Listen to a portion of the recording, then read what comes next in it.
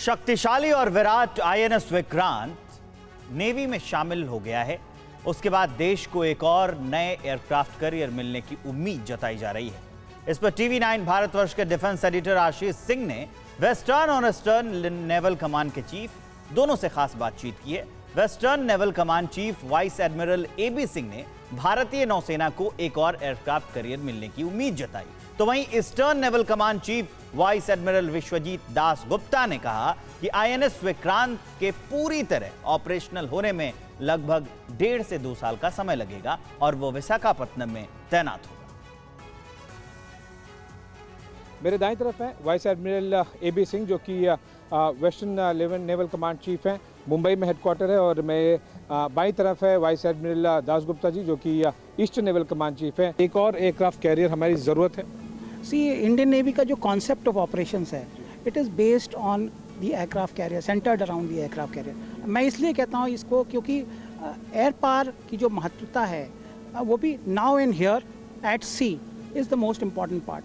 बहुत लोग कई बातें बोलते हैं, पर मैं ये इतना कहना चाहूँगा कि मेरी 40 साल की नौकरी में that the importance of air power at sea is the most singular factor which affects any operations, any battle at C.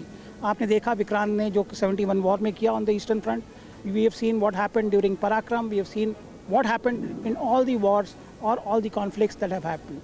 So there is no doubt in my mind that a second aircraft carrier must come. It takes a finite amount of time to build. So therefore हम लोग की ये कोशिश रहेगी और हम लोग की ये उम्मीद है, इस देश की ये उम्मीद है कि भारतीय नौसेना को एक और एयरक्राफ्ट कैरियर मिले। आईएनएस विक्रांत हम वापस R11 के तौर पर ज्वाइन कर रहा है, तो ये हमें operational capability point of view INS Vikrant को आगे देश और नौसेना किस तरह से इस्तेमाल होते हुए देखेगी?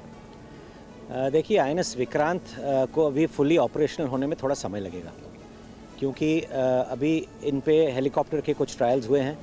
जब तक कि ना इनके ऊपर फाइटर एयरक्राफ्ट के डे नाइट ट्रायल्स कंप्लीट हो जाएं, हमारे पायलट्स क्वालिफाई हो जाए इसके ऊपर, तब तक ये फुली ऑपरेशनल नहीं कहा जाएगा और इसके लिए थोड़ा समय लगेगा। और हमारे इंडियन नेवी का प्लान ये है कि जब विक्रांत फुली ऑपरेशनल हो जाएगा, इसको ईस्टर्न नेवल कमांड में बेस किया जाएगा। तो ये आपके पास हाँ, तो ये इसका होम पोर्ट विशाखापट्टनम में होगा।